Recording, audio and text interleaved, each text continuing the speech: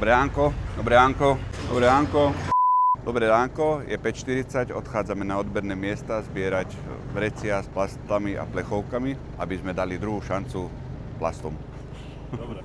No dobre, takže dneska vyrážame hneď ráno. Zapneme si aplikáciu, v ktorej nám ukáže, na ktoré odberné miesta ideme.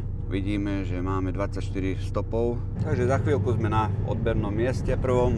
Zavoláme si skladníka, ten nám vydá vrecia, ktoré sú plné plastových a plechovkových obalov, ktoré odvezeme medzi sklad, odkiaľ potom putujú tieto fľaše ďalej a spracovávajú sa ďalej.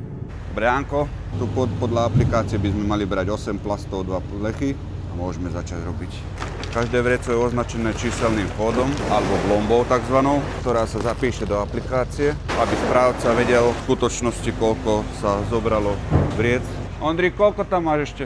Počkaj, neutekaj mi ešte potom. Každý zamestnanec obchodu vlastne si podpíše to, čo vydal. Ideme na ďalší obchod. Dobré ránko.